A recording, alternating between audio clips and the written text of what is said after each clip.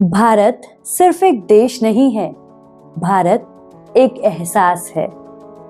भारत जिसके हर कदम पर, हर राह पर, हर मोड़ पर एक नया अनुभव होता है। तो चलिए चलते हैं एक ऐसे सफर में जहां हर रास्ता, हर मोड़ एक नई कहानी कहता है।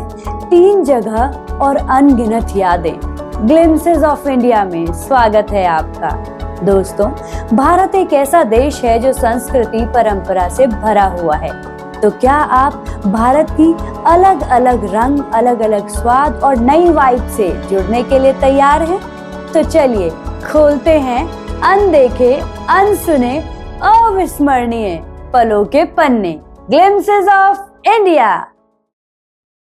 Hello students, welcome to AV Apar Vidya, जहां सीखना है आसान और पढ़ाई है मजेदार। तो चलिए भारत की उस रंगीन यात्रा पर चलते हैं। सबसे पहले हम विजिट करना चाहेंगे baker from Goa, written by Lucio Rodrigues. ये चैप्टर भारत की संस्कृति, या यूं कहूं कि गोवन विलेज की संस्कृति के बारे में आप सभी को बताता है। गोवा में जब पुर्तगीज आए तो बेकिंग ट्रेडिशन बहुत अच्छे से फ्लोरिश हुआ।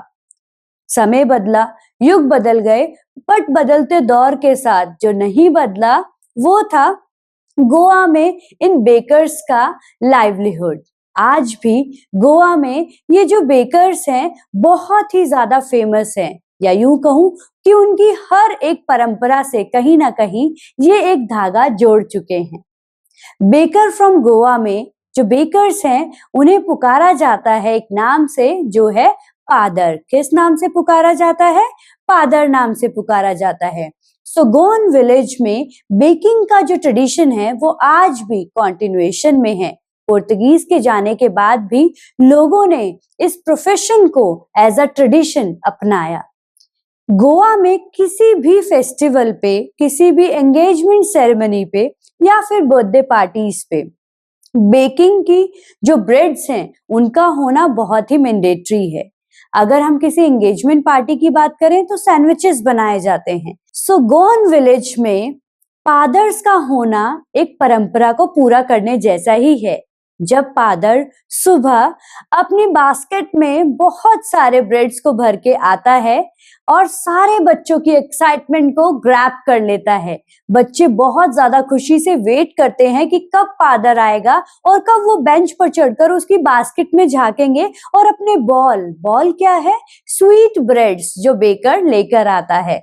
फादर स्वीट ब्रेड्स लेकर आता है और जो भी वो ब्रेड लाता है, जैसे अगर एंगेजमेंट सेरेमनी है तो ब्रेड्स को सैंडविचेस के तौर पे यूज किया जाता है, बट जो बच्चों का इंटरेस्ट एरिया है या बच्चों का पसंदीदा आइटम फादर लेकर आता है वो है sweet breads. Okay, so father 2 time street से गुजरता है। एक बार तो सुबह जब अपनी बास्केट को फुल करके वो लेकर आता है तो सभी लोग, घर के सर्वेंट भी ब्रेड इकट्ठा करते हैं घर पे यूज करने के लिए, लेकिन जो बच्चे हैं वो जल्दी से आते हैं और बेंच पर चढ़कर देखते हैं कि उनका फेवरेट आज उस बास्केट में क्या आया है।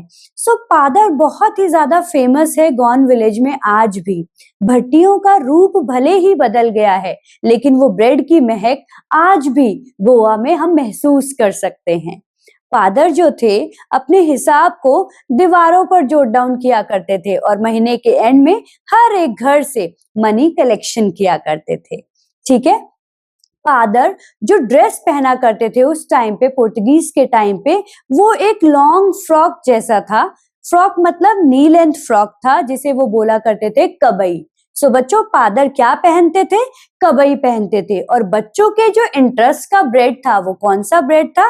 गोल रिंग शेप में बॉल कहते थे उसे, BOL बॉल कहते हैं। तो 3 टर्म इस चैप्टर में आपको जरूर याद रखने हैं। फर्स्ट वन इज फादर, जो कि बेकर को बुलाया जाता था इस नाम से।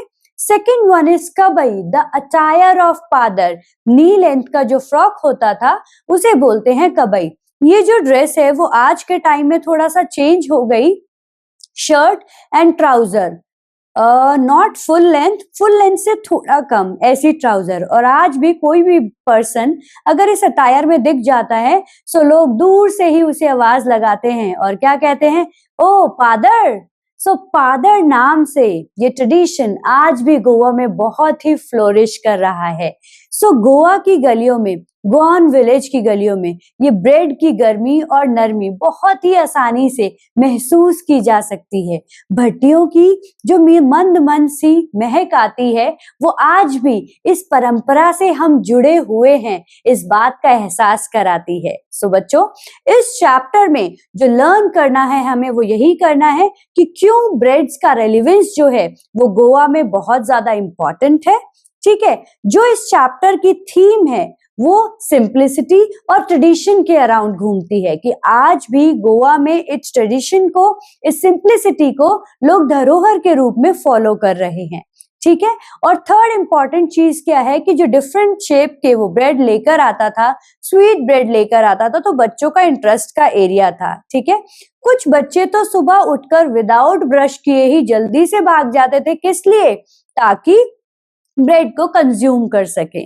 ठीक है, सो गोवा के लोगों के लिए ब्रेड जो है आज भी अट्रैक्शन का बहुत इंपॉर्टेंट सोर्स है, जो हमें कहीं ना कहीं सिखाता है कि अपने ट्रेडिशन से, अपनी परंपरा से हमें हमेशा जुड़े रहना चाहिए। सो पुर्तगीज के जाने के बाद भी, सदियों बाद भी जो वहां पर बचा हुआ है वो है ब्रेड्स का एग्जिस्टेंस और उनका रेलेवेंस। तो इस चैप्टर में हमने यही सीखा, importance of breads in Goa, or we can say a baker from Goa. Thank you. Have a nice day.